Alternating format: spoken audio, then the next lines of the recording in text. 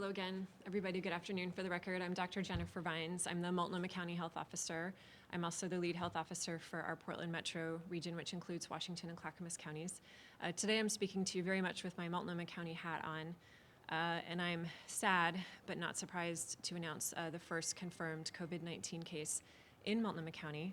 I can share, I think without disclosing too much, that this is a man in the 55 to 74-year-old age range, hospitalized at the VA hospital. And that's really all I can share with you about the case, other than to say that we started our contact tracing and public health follow-up last evening as soon as the report came in. We have not found a travel link, and we believe this is another community-acquired case. So the public health follow-up is ongoing. I don't have particular details about that to share. I will say that I'm getting asked a lot, and I got asked by some of you yesterday why we're not digging deep into where people spent time and publicizing public locations that people should be aware of. So I want to address that question really clearly.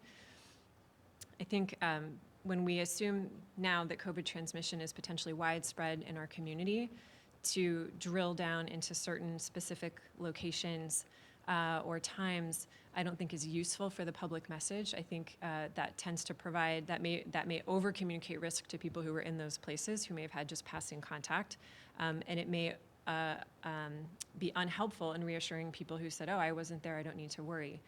I think at this point, we all need to assume that COVID-19 is in our community.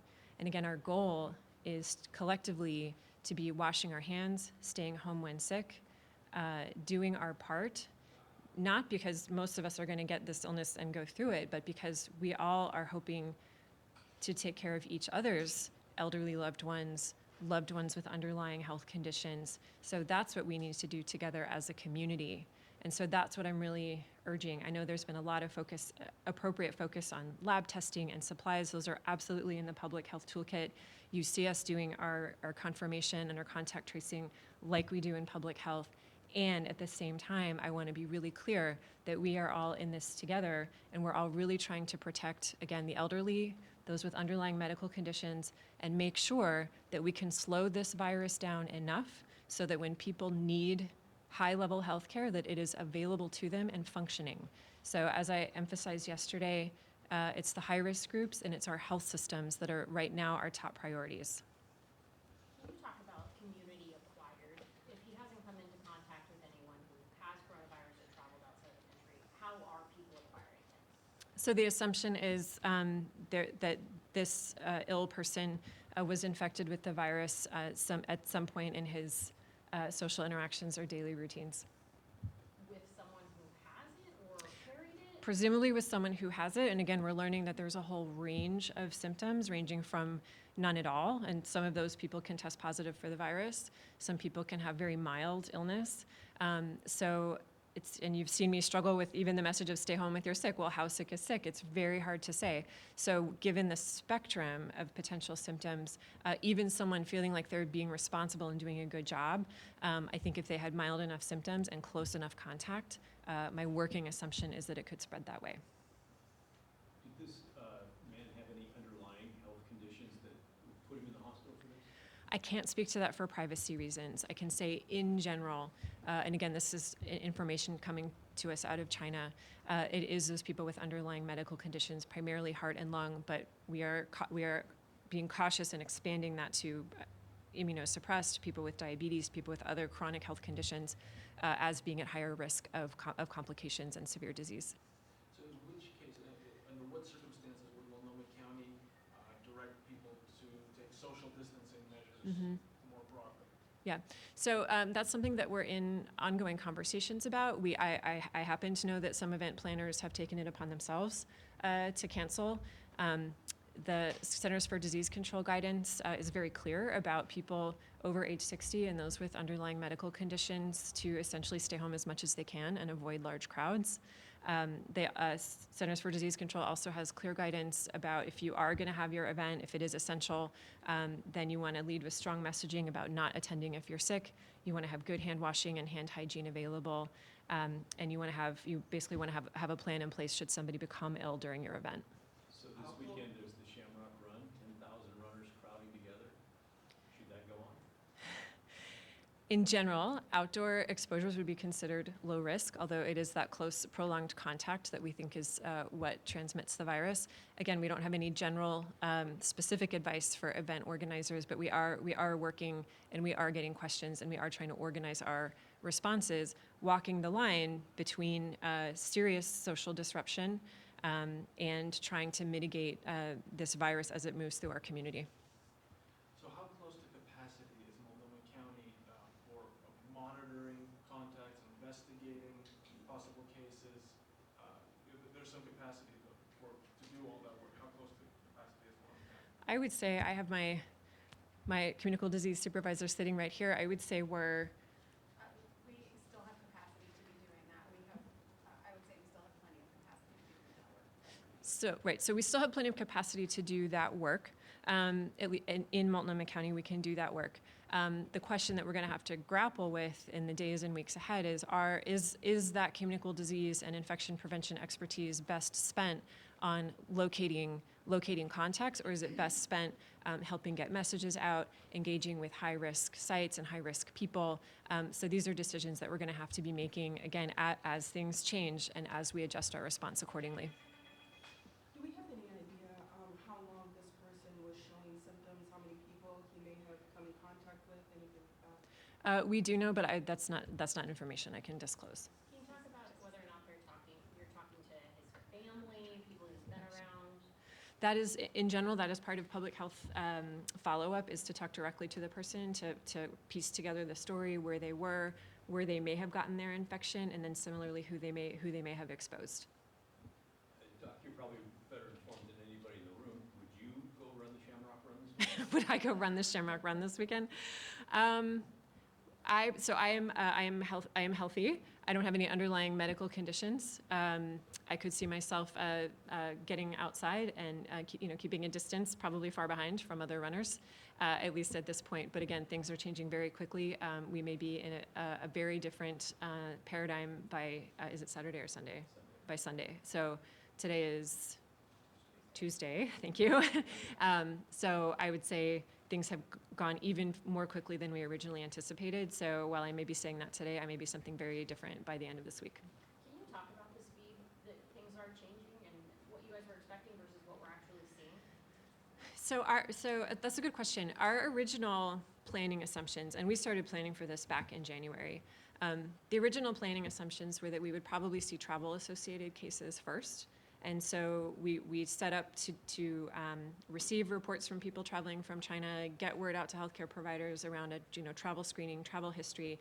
We set up to detect a travel-related case, and then we expected to use our quick case identification and the contact tracing piece, like we do with measles, to halt the spread that way. That was our original planning assumption. And we did lean into, well, what would happen if we had community-wide spread, and what would that look like if it were more than travelers, or if it started to transmit in the community. So we had those planning scenarios laid out. I think humans tend to expect a sort of a step-by-step march through those scenarios, and instead we kind of blew through them in a matter of days. And so we've had to adjust accordingly, and I think adjust public expectations accordingly. Is that concerning that we're having to adjust so quickly? Concerning from a public health standpoint, yes. I mean, everyone in here, I'm sure, has seen the news from other countries and other places about how quickly this can spread and what it can look like. I would say I'm confident in our response and in our ability to change directions because we did that planning and thinking ahead of time, and so we can shift gears as quickly as we need to. So if coronavirus, if COVID-19 is in our community, why not urge or mandate social distancing now? So that is a really important question. That's one that we are actively working on, again, how to walk a very fine line of realizing that people need to work, they need to get paid, they need to eat. And so starting to define what are essential gatherings, what are non-essential gatherings. I'm not sure what kind of language we're going to use, but it's something that we're looking at very closely and in touch with stakeholders on very closely, again, to understand what the cascading effects of that would be and what the downsides of that would be. Just we've seen elsewhere how governments will urge or mandate social distancing after there has been an explosion in cases, right?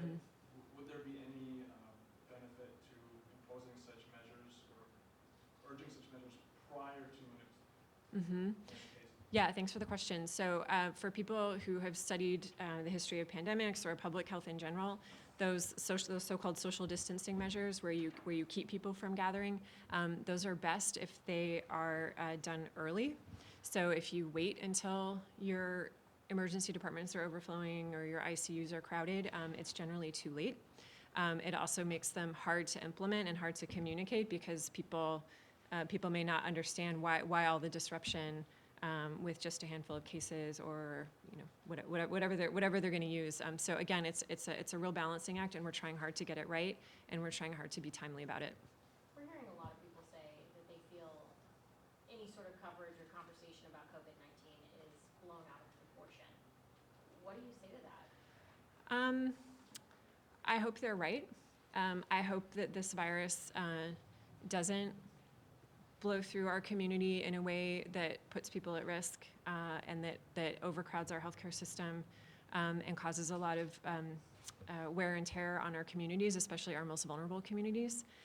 That said, I would rather be over-prepared and leading with a cautious message, just having seen what's rolled out in other places.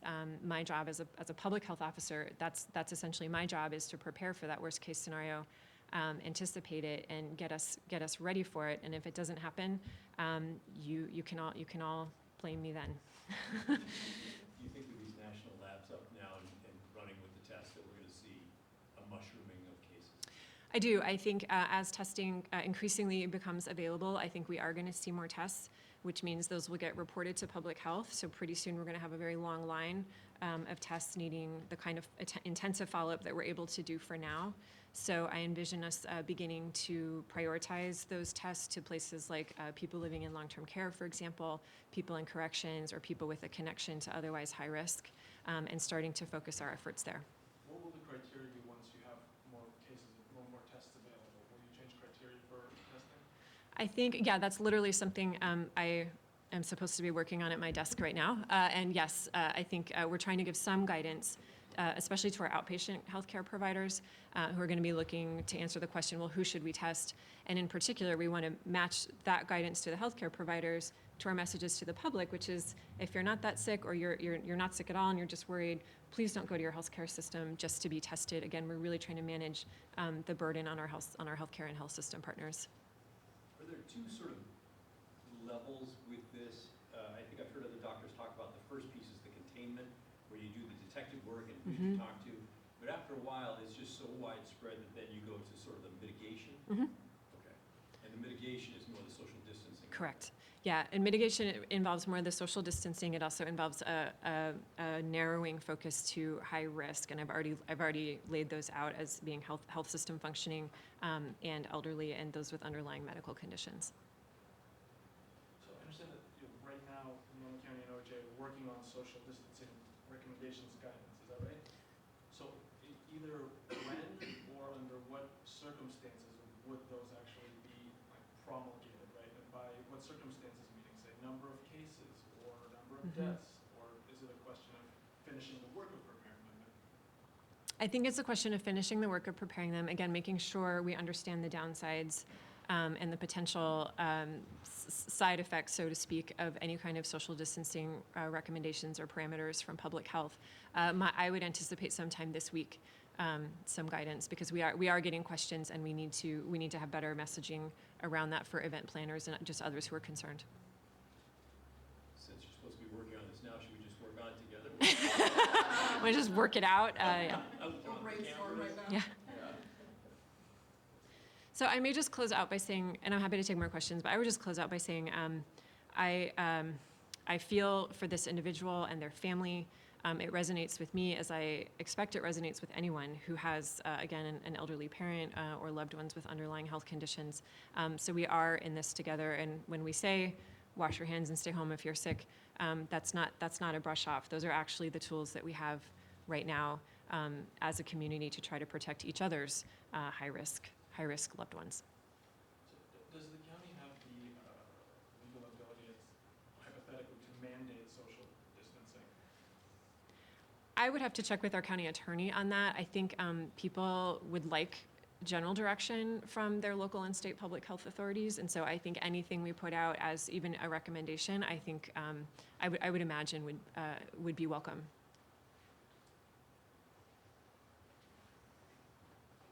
Was this last batch of tests, was that done at the public state health lab, or was this a commercial lab? This most recent test was done at the Oregon State Public Health Lab.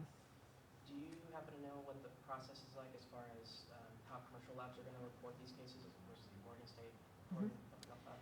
So in general, labs done commercially that are legally required to be notified to public health, which applies to many labs and will apply to the COVID-19 lab, those are typically reported through an electronic reporting system that comes directly to the local health department of the county of residence of the individual. Is it frustrating that the capacity for the testing piece has sort of lagged behind? I mean, maybe you would have known about this case or the first Multnomah case 2 or 3 weeks ago and could have been way in front of it. To be honest, there's a lot of moving parts to this response. I haven't spent a lot of mental time and energy in frustration or in sort of looking back. I think we're very much, what do we need to be doing now, and how are we thinking a few steps ahead? So you said that there might be testing at long-term care facilities, right, and corrections facilities. What will the approach there be?